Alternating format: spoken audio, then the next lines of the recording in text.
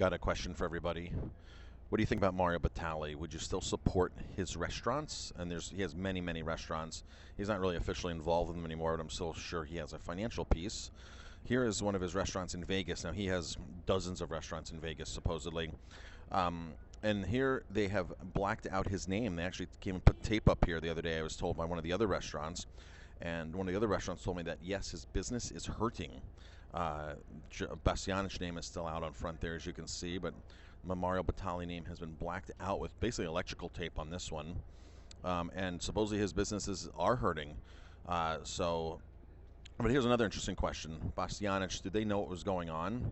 They've been partners for years, and I'm sure there was some kind of knowing of what was going on.